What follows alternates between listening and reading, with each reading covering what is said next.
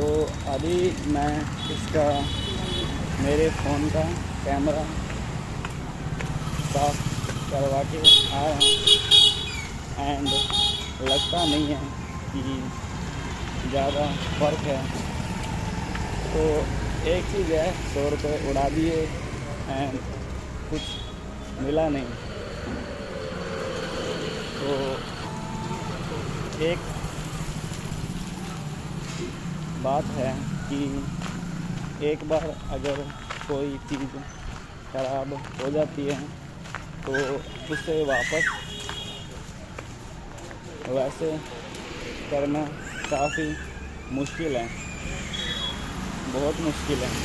तो अगर इसका मैं नया कैमरा भी लगवाऊँ तो भी सेटिस्फेक्शन नहीं मिलेगा एक नए फ़ोन जैसा। तो इस पर और खर्चा नहीं करूँगा किसी भी तरह का।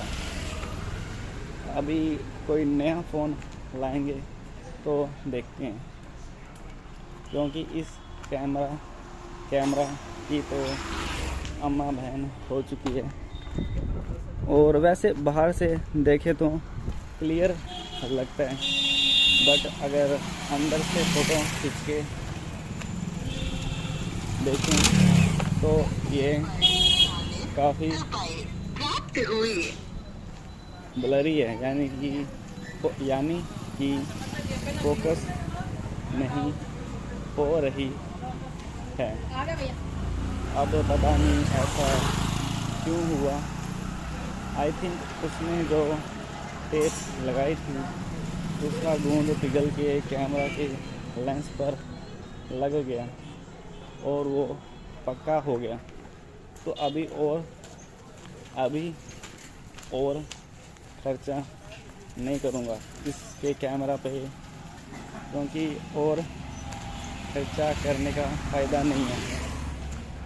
पहले आई थिंक ज़्यादा अच्छा था कैमरा, अब ज़्यादा पहले से ब्लरी है और 0.5x भी ख़राब हो गया है पहले से, वो भी धुंधला लागे है।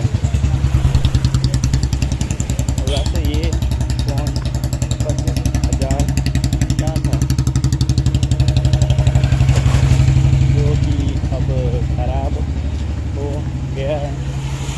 और अगर इतना मेकअप करती है लड़कियां, मैं भी नेचुरल था लेकिन वाइट लग रहा था, तो नेचुरल नहीं है। और आज मैं फ़ोन लाया था एंड बैग लाया था, तो वो वापस ले जा रहा हूँ एंड इसके अलावा कुछ नहीं लाया था। तो इसको मैंने फ़ोन तो बांधा हुआ है रबड़ से, काफ़ी अजीब लग रहा है देखने में।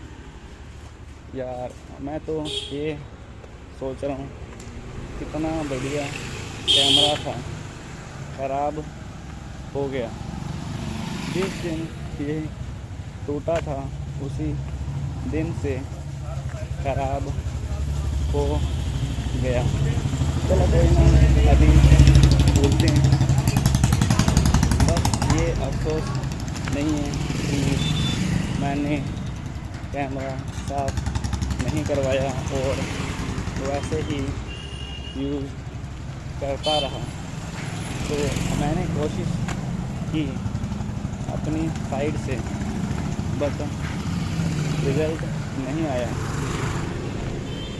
तो देखते हैं इन फ्यूचर।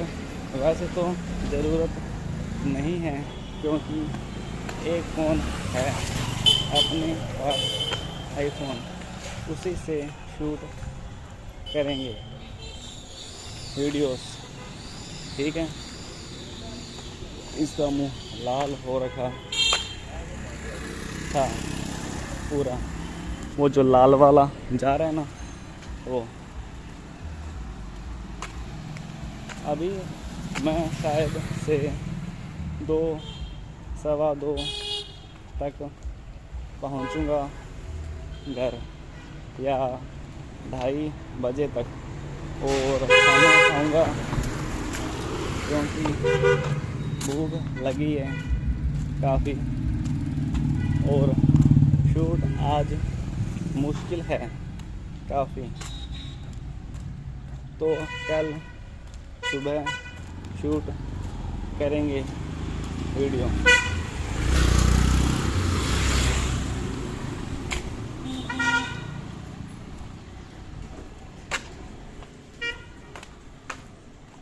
कल एक तो पंखे वाली, परसों कोई और, आज जितनी याद आती है सारी बनाएंगे वीडियोस। ओके, अभी गोल याद दिलाता हूँ। एक तो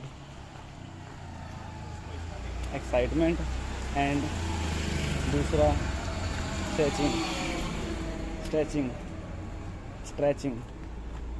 ओके, हाँ, आज एग्ज़ाम था इको का और मुझे लगा काफ़ी हार्ड होगा, बट पासिंग मार्क्स आ जाएंगे। इतना भी कुछ हार्ड था नहीं, क्योंकि 2 साल से पढ़ता आ रहा हूँ ये चीज़, यानी कि ये वाली जो भी प्योर में हैं। और काफ़ी कुछ पहले से, जब मैं स्टार्टिंग फर्स्ट ईयर में था बीएससी नॉन मेडिकल, तब उस वक्त मुझे इस चीज़ के बारे में नॉलेज नहीं थी कि पेजेस भरने होते हैं और खुला लिखना होता है। उस वक्त मैं सिर्फ 12, 15, 14 पेजेस की मुश्किल से भर पाता था। तो वैसे मैं लिखता भी काफ़ी सही था, बिल्कुल सही नॉलेज, कोई बात नहीं इतनी ज़्यादा।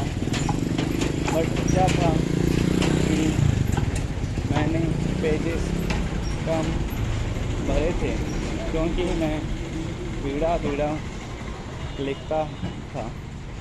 और जो मेरा दोस्त था जो कि मेरे पीछे बैठता था, वो मेरे से पूछ कर एग्ज़ाम पेपर करता था और वो पास हो गया, मैं फेल हो गया। क्योंकि उसे पता था कि पेपर कैसे भरना है। अगर मैं उस वक्त मेरा अभी का माइंडसेट होता उस वक्त, तो मैं इजीली वो पेपर पास कर देता। यानी कि जो भी नॉलेज है उसको घुमा फिरा के ज़्यादा एक्सटेंड करके लिखना, या फिर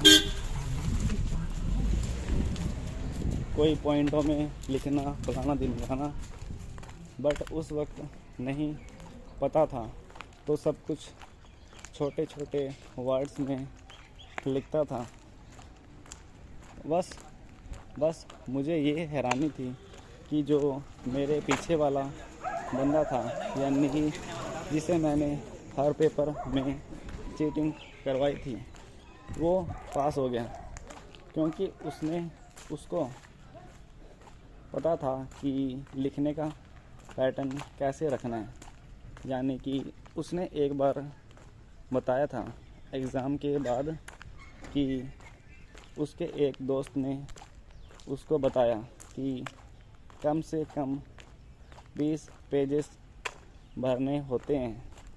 तो आई थिंक वो 20-22 पेजेस तो बढ़ता ही होगा, और मैं जो कि 14, 15, 16, 12 इतने पेजेस बढ़ता था। तो मेन गलती ये थी कि ये गलती नहीं थी कि मुझे कुछ आता नहीं था, मुझे आता था, ये कोई गलती नहीं थी। गलती ये थी कि कैसे लिखना है वो नहीं आता था, यानी खुला एक्सटेंडेड वे में, जो कि अब मुझे पता चला है 5th सेमेस्टर में आकर।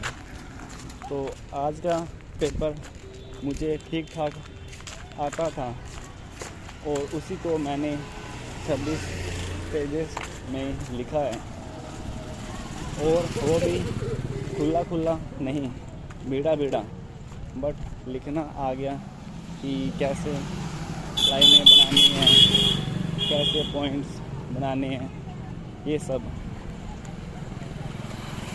और पहले क्या था कि जितना आता है उतना लिख दिया, उसको और एक्सटेंड करके नहीं लिखना, या फिर बीड़ा लिखना है बिल्कुल ही। ये सब सही किया है। मुझे बस कैमरा का दुख है कि ये साफ हुआ नहीं अभी तक।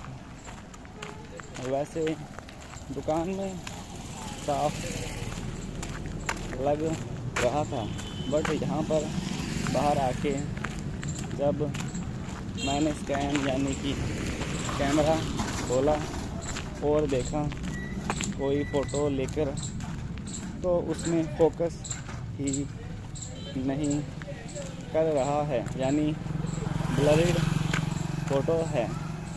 फोकस तो हो रहा है, यानी कि अगर कहीं पे टैप करता हूँ तो वहाँ की ब्राइटनेस चेंज होकर एनवायरनमेंट के अकॉर्डिंग चेंज होती है।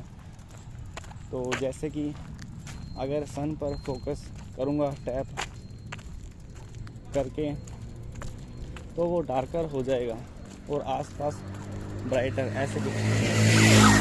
तो पहले होता नहीं था ये, अब होता है। तो एक चीज़ तो इम्प्रूव हुई है कि फोकस हो रहा है, बट क्लियरिटी नहीं है। बाहर मैंने एक वीडियो शूट करने के लिए बोला था, एक बोर्ड था सामने, उस पे बड़ा लिखा था, और जब मैंने 1x से देखा तो समझ ही नहीं आ रहा था कि आखिर लिखा क्या है। यानी अब फोकस हो रहा है लेकिन क्लियरिटी नहीं है।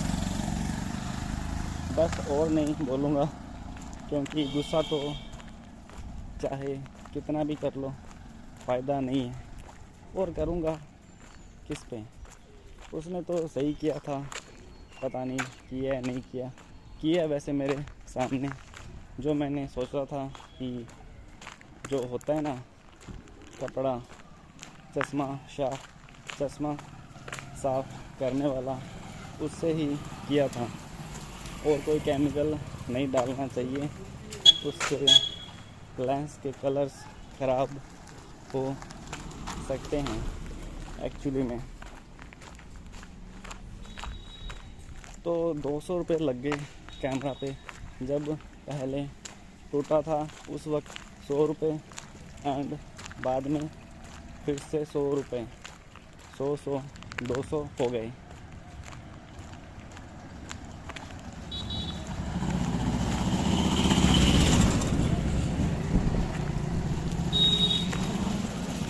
अभी बस अगर कैमरा वैसे मैंने अच्छे से देखा नहीं कि कितनी क्लियरिटी है नहीं है, घर पे जाकर थोड़ा सा चेक करूँगा।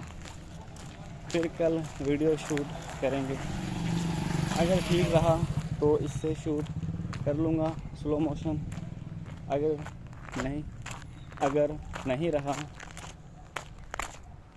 तो सीधा आईफोन से शूट करूँगा। ज़रूरी नहीं है स्लो मोशन, ठीक है। ज़रूरी है स्लो मोशन, बट इससे या फिर कोई फ़ोन ले लूँगा दोस्त से, इससे शूट कर लूँगा स्लो मोशन वाला सीन।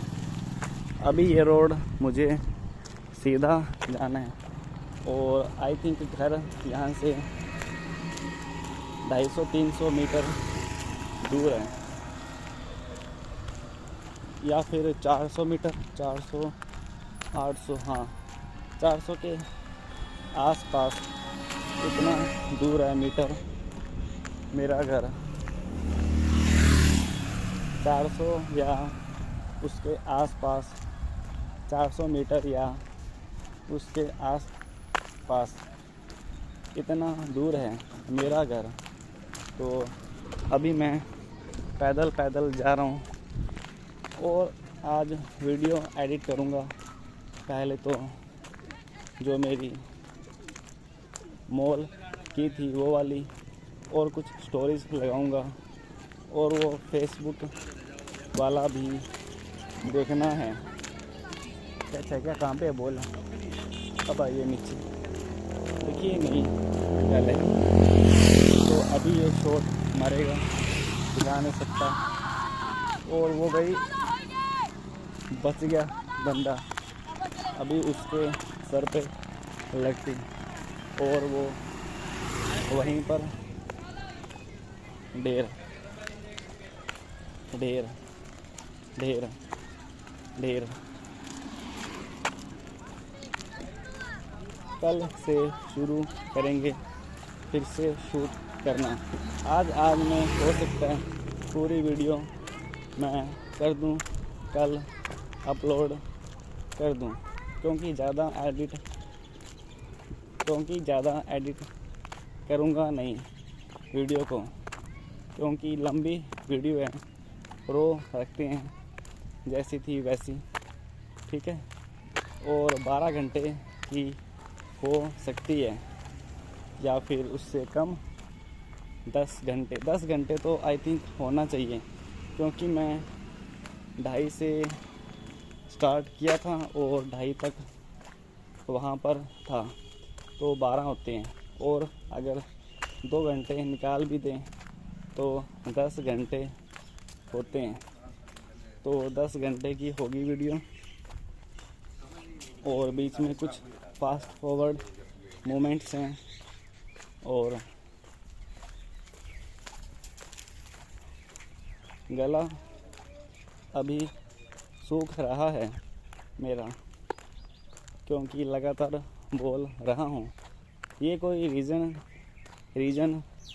नहीं है कि लगातार बोल रहा हूँ।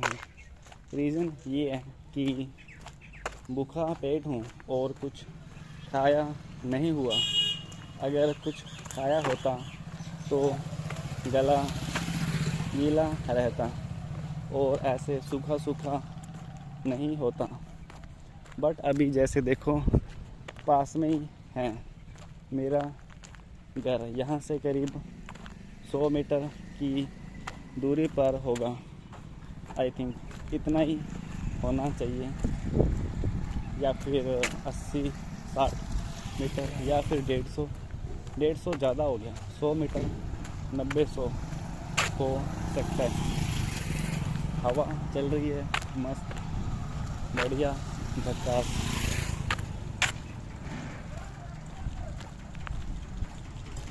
पेट में गुड़गुड़ हो रही है क्योंकि कुछ खाया नहीं हुआ।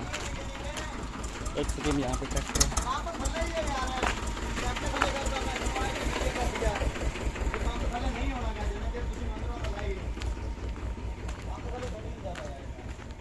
थोड़ा सा ऐसा टेढ़ा करके वापस पीछे लेके जाएगा तो ट्रॉली सीधी हो जाएगी। ऐसे ही बाहर लाएगा तो गेट के साइड में ठुक जाएगा। यानी कि ऐसे है एक रोड, उस पे ट्रैक्टर थोड़ा सा 45 पे होके निकलने की कोशिश कर रहा है। ट्राली थोड़ी सी लगी हुई है गेट के पास में सी है, बट थोड़ा सा गैप है। अगर वो वैसे ही निकालते हैं ट्राली 45 में तो वो बीट सकती है। वहीं पे अगर ट्रैक्टर को और 45 पे करके बैक मारे तो ट्राली सीधी हो जाएगी और फिर आगे लाएगा तो सही से निकल सकती है।